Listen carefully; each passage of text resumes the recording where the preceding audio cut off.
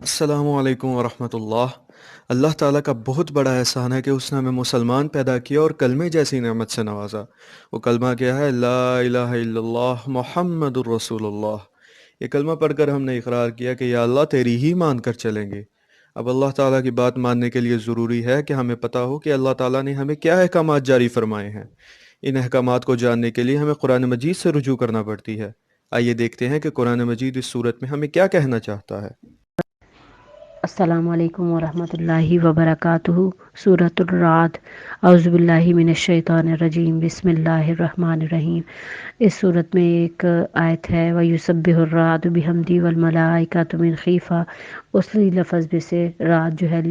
لیا گیا ہے، اور رعد جو ہے وہ بادلوں کی گرج اور چمک کو کہتے ہیں۔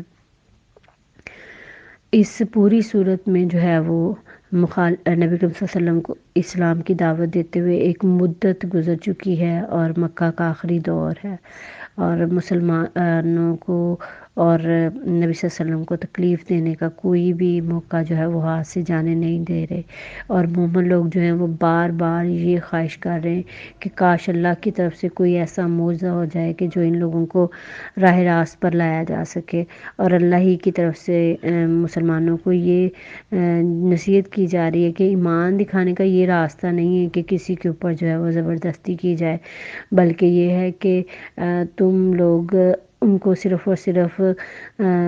تنبیہ کر سکتے ہو، واعظ کر سکتے ہو، لیکن جو ان کا حال ہو چکا ہے ہٹ دھرمی کی وجہ سے، تو یہ کہنا بھی صحیح ہے کہ اگر مردے بھی قبروں سے اٹھ کے آ جائیں تو یہ لوگ نہ مانیں۔ تو پورا جو مرکزی مضمون ہے وہ اسی بات کے ارد گرد گھومتا ہے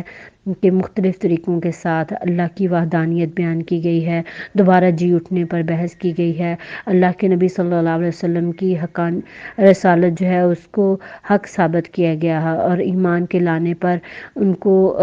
سارے فوائد سمجھائے گئے ہیں کہ ایمان لانے کے ساتھ ان کا اخلاقی فائدہ کیا ہوگا، ان کا روحانی فائدہ کیا ہوگا، ان کو ماننے اور نہ ماننے کے نقصان کیا ہوں گے۔ یہ ساری چیزیں جو ہیں وہ ذہن نشین کروائی گئی ہیں کہ اگر یہ چیزیں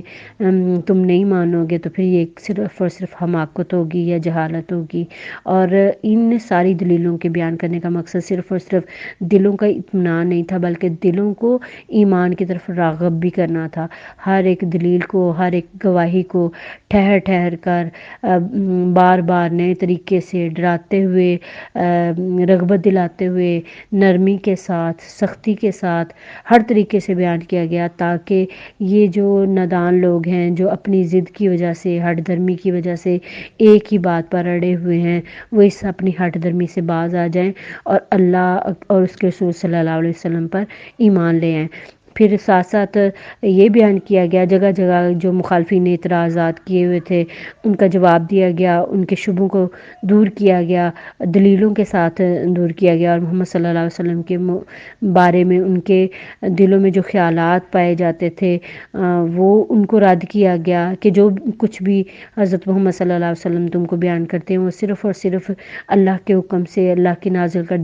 کردہ وحی کا جو مدعا ہے وہ بیان کرتے ہیں، اپنی طرف سے وہ کچھ بھی بیان نہیں کرتے، بلکہ اللہ ہی کی طرف سے ان کو جو پیغام ملتا ہے وہ منو ان تم تک پہنچا دیتے ہیں۔ اور اللہ کے نبی صلی اللہ علیہ وسلم جو کہ اور ان کے ساتھ جو اہل ایمان تھے جن کو کتنے برس ہو گئے تھے جدوجہد کرتے ہوئے، وہ اس جدوجہد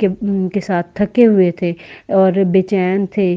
اور اللہ کی طرف سے کسی کی بھی مدد کے منتظر تھے، ان کو بھی تسلی دی گئی کہ اللہ کی طرف سے آپ کی مدد آنے والی ہے اور اسلام آخر کار پھیل کر ہی رہے گا۔ سبحان ربک رب العزت عما یصفون وسلام علی المرسلین والحمد للہ رب العالمین۔